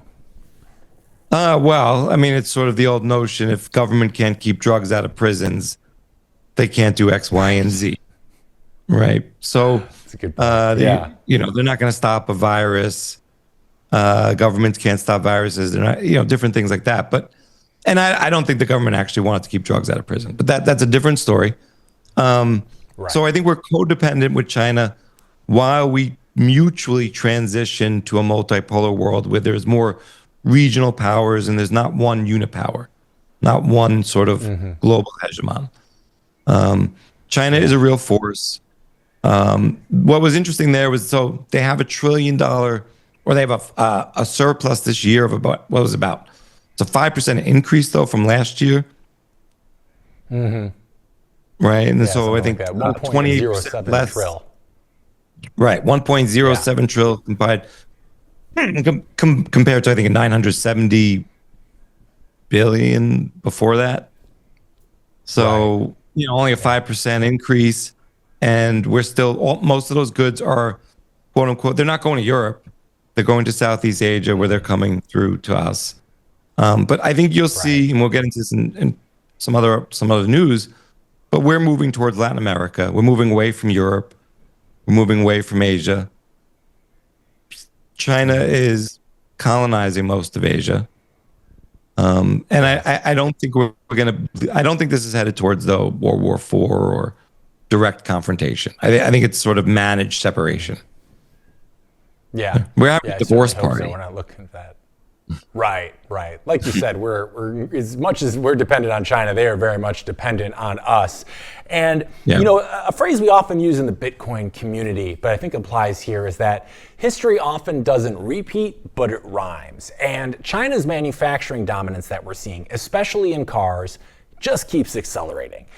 So, Cedric, do you see any historical parallels where one country became so economically dominant that the rest of the world had to fundamentally rethink their monetary or trade frameworks? Is this ringing a bell to anything maybe we've seen in the past? Sure, maybe Bretton Woods agreement where sort of the world came around the dollar and sort of gold, and we held everyone's gold, and everyone sort of had to do or just accept a lot of our exported inflation, accept paper for their real resources. Sort of reminds me of that. Was there something else that sort of this reminds you of? Or another instance? Me specifically, man, I can't say I'm too great on the global trade and manufacturing. I was kind of hoping on your historical parallels for that one. I was just curious if you had any off the jump. Well, some of the parallels for that one. Well, some of the parallels that are floating around now are sort of Vanguard and BlackRock, or a modern day British East India Company, or a Dutch East India Company. That's interesting. Right. Okay. And that's sort of how we're colonizing most of the world, through securities, right? And through sort of monetary colonialism versus sort of physical colonialism and resource extraction through physical coercion. Right. Maybe sure there's some parallels there. Sure, maybe these systems rely on things like Facebook and X to destabilize these regions, so that the IMF can come in, stack them with a lot of debt, and then, they need to then sell things and offload that to BlackRock and Vanguard and private companies, and that they own shares in through their, so I know that's through 401ks and IRAs, so they have a lot of shareholders, but they sit on the boards of these companies, and they get to appoint the board of directors and the directors on the board. So, I mean, there are definitely parallels going on. Maybe China's still not happy about sort of the, what was it, the when Britain, with not heroin, where we brought all the drugs into China. I think it was heroin, and I'm really losing my train of thought here, but the opium dens in China that were historically brought in through the trade routes, which hollowed out a lot of China's wealth, and sort of maybe they're still angry about things like this. Z was known to grow up as a peasant. This is the story that he grew up as a peasant and wants to reclaim China's dignity and rebuild the country. So. It's an interesting story. I mean, it definitely, makes us have to think about the fact that I know it's been a topic here in the United States, like our dependency on foreign manufacturing. And China is clearly at the forefront of that. And we have Trump and Xi. They're negotiating tariff truces. But as we know, China's numbers suggest that they were never really sweating this. So my question for you, Cedric, is, does this situation highlight how much leverage manufacturing nations have over consumer nations, and maybe how fragile that makes Western economies right now? Are we getting too reliant on China? Is that why you're saying we're kind of moving maybe more towards South America? We need to find other avenues for manufacturing because it's just a little too dangerous to have that much dependency on one country, especially if that country is China? Yeah, I mean, in several areas from manufacturing. So all our supply lines are very fragile, especially around pharmaceuticals, right? And then especially, and now throw in rare earths, materials and minerals. Right. And China has a lot of access and control, right? And then even just production capability. There are very few places in the world that can create the necessary chips from the rare earths, minerals and materials. And then even in a lot of solar power and engineering, and you need lithium and all sort of battery innovation and technology. So, but you brought up manufacturing first. So, I mean, don't you feel sort of vulnerable as an American if all our supply lines are in the hands of our biggest rival, who may or may not actually like us or have our best outcomes in mind?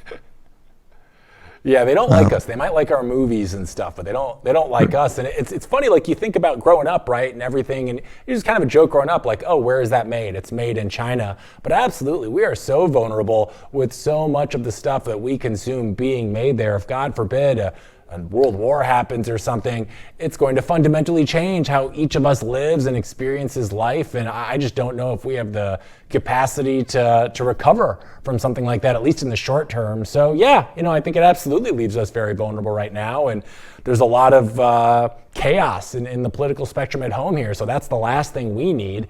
And is having manufacturing problems. And I want to get into that other chaos right now in our next story here, Cedric, because Marjorie Taylor Greene hopped on 60 Minutes and basically said the quiet part out loud, as according to her, plenty of Republicans trash Trump behind his back. They make fun of the way he talks. They make fun of Melania for supporting him. And then the moment he wins the primary, they start treating him like he's Santa Claus with indictments. Now, Greene also revealed that she got death threats under Trump. She got death threats after Trump used the phrase Marjorie Trader Greene. He's always great with the nicknames. She says that she showed the threat messages to Trump and his team, and the response was, in her words, not very kind. Trump later told reporters he doesn't think her life is in danger and that nobody cares about her. Greene also used the interview to air her broader grievances with Trump's platform. She says his policies aren't truly America first, accuses him of serving crypto donors and Big Pharma and Israel, and disagrees with his claims about affordability. As for her retirement from Congress, she says she has zero plans to run for president, governor, or Senate. Bringing Cedric back. Cedric, this story is basically about incentives, privately mocking someone while publicly supporting them. From your perspective, what does this reveal about the internal rot inside political institutions and how the incentive structures force people into hypocrisy right now? This whole Marjorie Taylor Greene thing is wild. What's your beat on it at this point? It feels a lot like kayfabe or sort of fake fighting to me. We've talked about this before. I think the money's broken, and I think because the money's broken, our political system is corrupt, and it becomes like a circus. Because the worse things get with the money, the bigger sort of the drama or the cover-up has to be to distract us from the broken money. So, we were also moving from sort of, your late night television president on Conan O'Brien or Jay Leno to your Facebook president or your AOL or your internet president. Now you're TikTok and your Instagram president. So the sound bites have gotten smaller and smaller. And but this, so and you even see people on the same side fight like this with Marjorie Taylor Greene and Trump. So it feels in a lot of ways you see a lot of close voting. I mean, something I've looked at politically or kind of studied is the notion that through controlled opposition, you don't really need to have control over, say, 98 senators. If you have a sort of a divided populace and you always kind of 48 going one way, 48 going another, you only need control of 3 or 4 senators to throw a monkey wrench into every single issue. And over the last, I don't know if you've ever noticed this, but in every contentious sort of Senate vote, there'll always be a senator from a normally conservative state who all of a sudden at the last minute votes progressive or liberal or democratic, and vice versa on certain issues. And I think that's all done by design. I think a lot of this is sort of, and I think the short-term incentives of government just aren't great for the people. Re-elections every 2 or 4 years. So the amount of power on the line is it's always sort of the golden ring is always up for grabs. So so I think we got a little bit away from the question there, but this is back to sort of Elon Musk. I mean, it doesn't really make me feel proud as an American when our leaders are acting in a childish or what seems from afar an immature way. There's no civility, things of that nature. I mean, she brought up what seems like very serious concerns about our safety and security. Even if someone's lying about that, I don't think I would just be really hard to dismiss publicly those kinds of concerns or mock them. Yeah. So it's a unique landscape for sure where we're at right now. And you mentioned, it's like I think about it. Remember when George W. was in office, and they used to roast him on Letterman and stuff all the time, but it was long form stuff and it was mostly harmless. But with Trump specifically, it's been taken to this whole new level where every little soundbite can become its own disruption within the media cycles, but it does garner clicks. So it's kind of an indictment too on our media right now. It's we just look for anything polarizing to blow up because we know that's where the eyeballs are. And a lot of times, that's really not what's best for the American people. We're looking for stability, not constant chaos in the headlines. And kind of going back to what you were speaking about MTG earlier, she was saying that Republicans are terrified of being attacked online. And Cedric, as someone who studies how social media shapes public narratives, does this show how truly fragile political identity becomes when reputations are tied to platforms instead of actual principles? Sure. I mean, are you asking sort of, are you captured by your brand identity or your online identity? A little bit. You kind of, I mean, that's probably massive. I mean, a lot of this is just human behavior that we're watching. And sort of, but on these kinds of platforms and stages, you would expect sort of better than human behavior, sort of, or animalistic behavior. He said, she said, just sort of fights.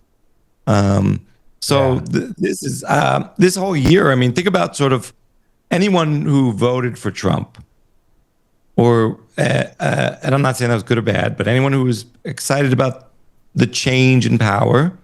I don't think that they've been thrilled about how this year's played out.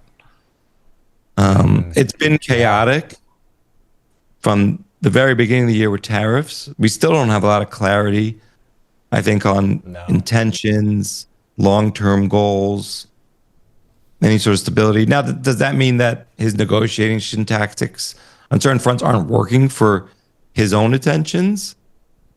Right? I mean, these are powerful moves. These move markets.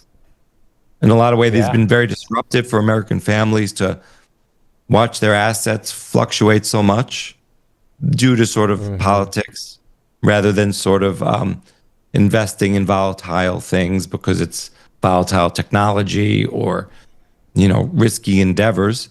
Even people, I think, who are trying to just find safety in this, whatever is deemed the safest of assets today, have lived through a lot of volatility this last 12 months. And I don't think China's any weaker for it, if that was the goal, that they don't appear to be weaker. I mean, the article we're discussing, the news we're discussing, is Xi feels very confident these days. Trump doesn't seem to be stronger at the end of this year. Maybe at the beginning of the year, there was talk about, we're going to have pain before the gain, that they were going to let, there was a lot of talk about maybe tariffs were bad for Wall Street, but good for Main Street.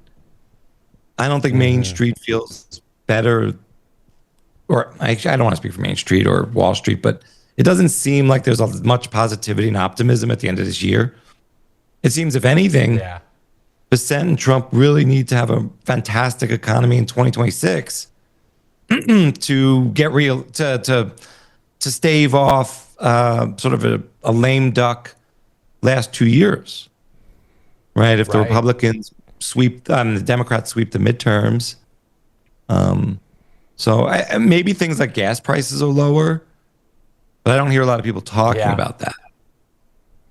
So, I mean, I think everybody's feeling it in other ways. I go to the grocery store. What used to cost me $40 is now costing me 60, 65. It's noticeable, and this has only been over the course of a year. And as we know, Trump came in like Sleepy Joe. I'm going to end the, big promises. I'm going to end the war in Ukraine in one day. And here we are nearly a year later, and we still don't really have a lot of clarity that we so desire. And, Marjorie Taylor in this story, she comes out accusing Trump of explicitly serving people like crypto donors, big pharma, Israel. So I guess the question is, Cedric, whether, people agree or not, do you think this kind of intra-party criticism that we're seeing here signals a realignment happening inside the GOP? Or is this just MTG kind of working on her personal branding in a post-Trump world for her? Well, do they smell blood in the water? Right? I mean, the economy doesn't seem to be, he's not getting a lot of positive feedback on the economy. And it all comes down to the economy in terms of elections. Age, he has a very sort of, doesn't have a, I mean, he's what, over 80, he's about 81 now, right? So he'd be 83 or 4 or 5 during the campaign for re-election if he tried to run again. So I don't think people are counting on that. So I think people are jockeying for 2028 on both sides. And a lot depends on the midterms. So I don't think JD Vance is guaranteed much if the next year doesn't go well. So okay, so I'm getting word here. He's 79 right now, so he'll be like 3 more years, so 82, 83 at the end of his presidency. Which is where do you think that's a problem? Good. Do I think it's a problem? Do you think that's a problem that like we're hiring these, we're electing these? I think this trend is a problem. Yes, I mean, is it conceivable that we have an 80-year-old elder that has the wisdom and the temerity and the experience to lead us? Maybe. My mother is 84. I don't know if she has the energy to run the country. Right? Yeah, exactly. We talk a lot about their schedules and how much time off they need. So, I think generationally, this has been the boomer generation not letting go of power, electorally, politically, financially. Jerome Powell is quite up there in age too. So we as a country, we need to move to the next generation of leaders on both sides, right? We need young people to step up, but I don't think young people, see a lot of value for themselves. I mean, it's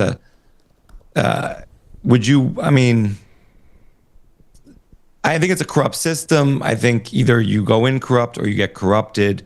You put a lot on the line, you lose privacy, you get into these situations where you could feel that you don't feel as secure. I would think you have to probably increase your security.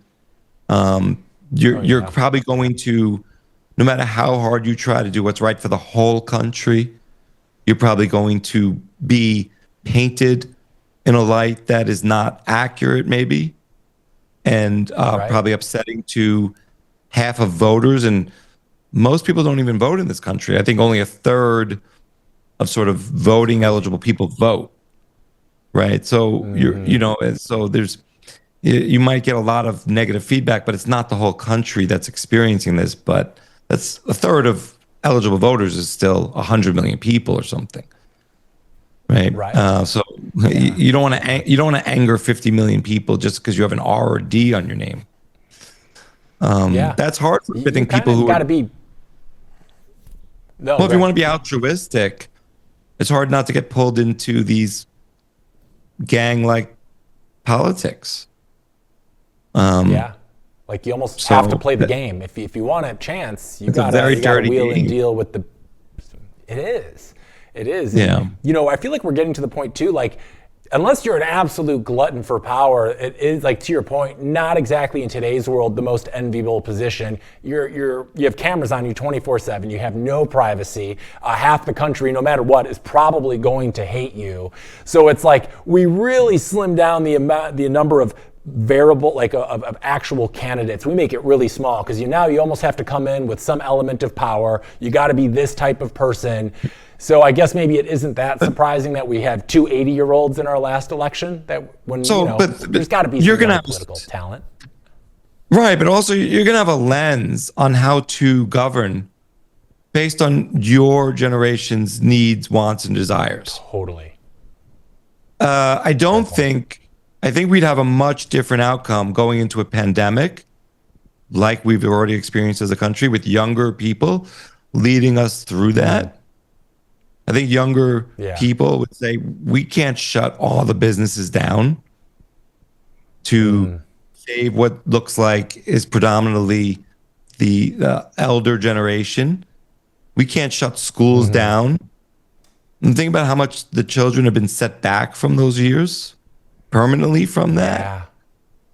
Right? And those decisions were made through the lens of someone who was 78 or 80 years old.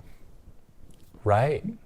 Right. The same thing with how we handle healthcare, how we handle the whole. It's in a lot of ways, and I don't think the government has become mom and dad, and the sort of the loudest child gets the squeakiest wheel gets the grease. So everyone's running to the government with their problems, and the government sort of, because we have a money printer, has a moral obligation to sort of solve these problems, because they're the only entity in society with the resources. But most of those resources get siphoned off to not really the thing that usually make the thing worse anyway. Government comes in, creates the problem, then comes in with the solution. That's really not great for anyone anyway. It's good for government. I mean, federal income tax was temporary. Is it still temporary? Right. It doesn't feel it. And, and it started off at 1% in 1913. Yeah, I'm sorry. We got a little, I ran. No, you're great. No, I agree with you. Like I feel like we need a president who's like the median age that sees the world through the lens of like the average American. I don't know what the median age is, probably like 30 or 40 or something. But like if you're an 80-year-old president and there's a pandemic, you're probably going to be way more concerned about something that could affect you, especially in your age bracket, and then kind of blanket the country on something that really affects you differently than it does for everyone else. So there's a lot to that. I don't know what the right answer is at this point. I mean, we're going through a monetary reset, right? Yeah. Right. So we're going through a technological revolution, or optimistically we are. Whether it leads to sort of abundance and productivity will be, and I think we'll have that in the future. But could AI go in a very different route with totalitarianism and surveillance? Right, and we're at this cusp of, crypto and cryptocurrencies and stable coins and Bitcoin.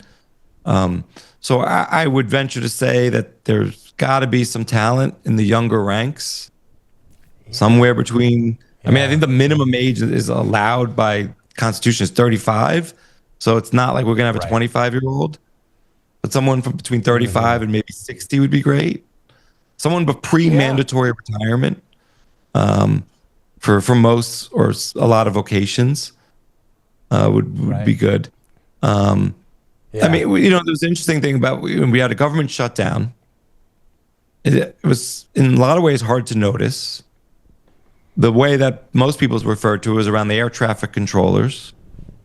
I don't know why we need air traffic controllers anymore with computers and AI. You would think that, So we probably need someone else in the ring to help through sort of these sort of how we look at labor as a country, how we look at education. Right? I mean, we're getting rid of the Department of Education. I think that's probably a pro, or we supposedly we're getting rid of it. But what are we doing after that? Is it just going to be one AI that's going to run the education for the country? Is it going to go back to the states? So we need some younger leadership. Would be great. What about you? We're just yelling Bueller into the void. We need younger talent. We're just yelling Bueller. We need people with young ideas. The world is a different place than it was 20 years ago, than it was 40 years ago. We need someone who's in tune with all of those things. So maybe I'm hoping some political. Maybe Michael Saylor. Anybody really at this point. I just want somebody who's not on the precipice of wearing Depends. That's really my hard stance on this one. All right, we got to take a quick break here, Cedric, but when we're back, we got one more story we'll chat about, so stay tuned. More RoxomTV news coming your way right after this very quick break. Are you interested in effortlessly growing your Bitcoin portfolio? I sure am. And the Bitcoin credit card by Gemini earns you Bitcoin back on every purchase. You can use it like any credit card. Buy lunch, gas, or your weekly groceries, and you'll earn up to 4% back instantly in Bitcoin or one of over 50 other cryptos straight to your account. All that with no annual fee. And right now, you can grab a $200 Bitcoin welcome bonus. It's the easiest way to start building your Bitcoin stack. Just go to Gemini.com to learn more.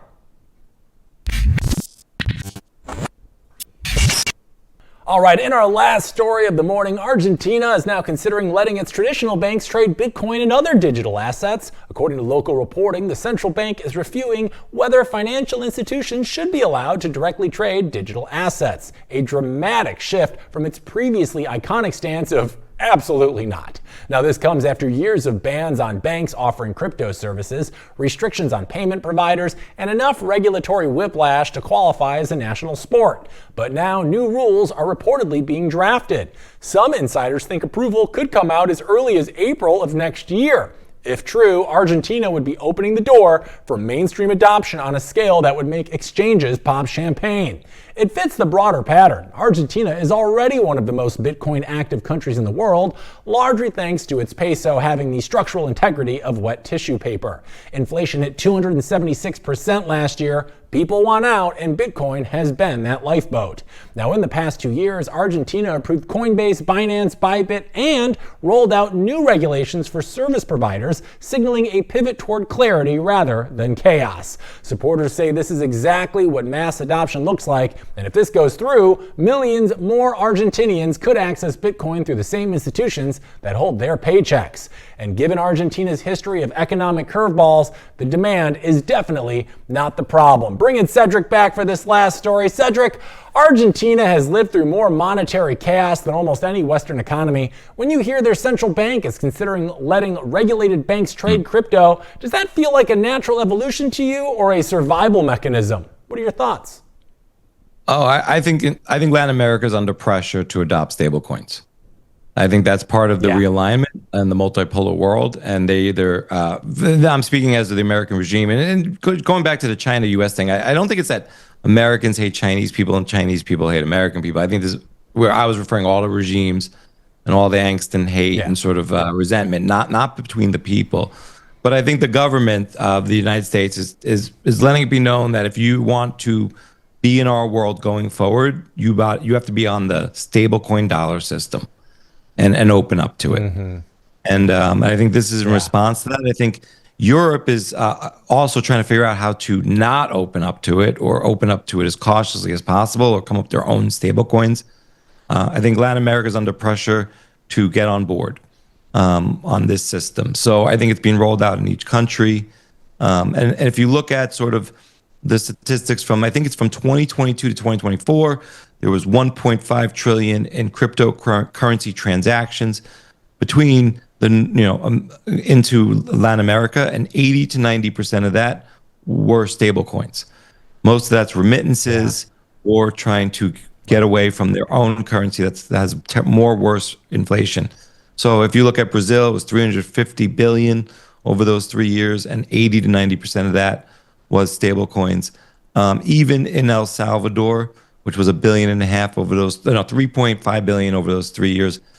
Not all of it was in Bitcoin.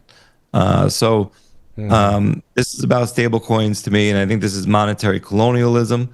I think this is a way for us to export dollars. There is some positives to this for the local people. They get off their more terrible fiat. Some people are unbanked, maybe they're debanked. There's some positives there. But I think their local economies are going to be struggling with how to manage their local currencies in this situation.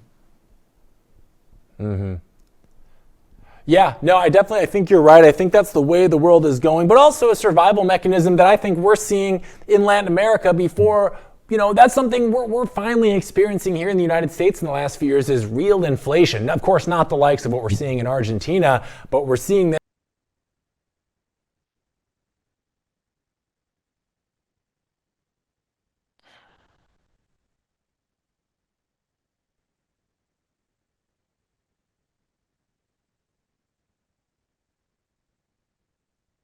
I think my connection is probably not great.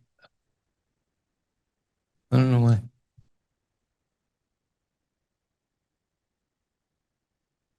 Okay, I can hear you. Understand if you haven't already. Oh, is Cedric back? Maybe? Yes. We got Cedric back. So Cedric, it looks like we're having some tech difficulties here. I was just wrapping up, but I wanted to tell you, as always, it is always such a pleasure to have you and that big brain of yours on our show, sharing your wisdom with all of us here at RoxomTV News. So I want to thank you for dropping by. It's always a pleasure. And for those that haven't already, you have an amazing podcast yourself, the Bitcoin Matrix podcast. It is one of one, really quick. I'm sure you've made a couple of fans out there. If they want to go check it out, what's the best place I can send them to do so? Oh, the best place is probably Rumble or YouTube.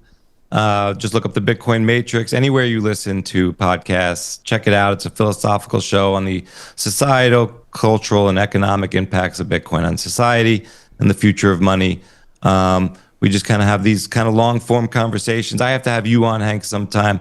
I'd love to hear more about your background and what you're doing with the show and where you're going. So I would love to have you on. Please check it out. We just try to, explore the world through a Bitcoin lens. So, yeah. And I highly encourage everyone. Cedric looks at these from a truly unique perspective, and you would all benefit from checking it out. So the Bitcoin Matrix podcast, Rumble, YouTube, go check it out. You won't regret it. And we never regret having you here on the show, Cedric. So thank you so much again for your time and your expertise and sharing those with us today. And I can't wait to have you back again real soon. And if you ever want me to come and shake things up on yours, let us know. It would be our honor and pleasure. Yeah, I'll be in touch. But you should come on the Bitcoin Matrix. And actually, live on Tuesday nights, we do Bitcoin Center. You should come next Tuesday night and chime in and on any topic you want. Come next Tuesday night or the next one, whenever you're available. I'll send you the details. And my final point on stable coins, I think that within 18 months, that's all you're going to see, even here in the States. 18 months? That JP Morgan will have a stable coin in your checking account and savings, and they're going to migrate you in that direction very quickly. It's going to be like speed you've never seen. All right. You heard it here first, gang. You heard it from the man himself. All right, we got to get going because it's our time. But as always, gang, thank you for tuning in here at RoxomTV News with us. If you haven't already, make sure to like, follow, subscribe, RoxomTV, RoxomTV News, and me and Hank at RoxomTV, wherever your platform of doom scrolling is, you can do it there. Until tomorrow, we'll see you later. Remember, we're at our 8 a.m. slot tomorrow, 8 a.m. to 10 a.m. Pacific. Only on Mondays, we're 10 a.m. to 12 p.m. Until then, stay safe, stay informed, and always be certain to hodl on. I'll see you guys and girls mañana.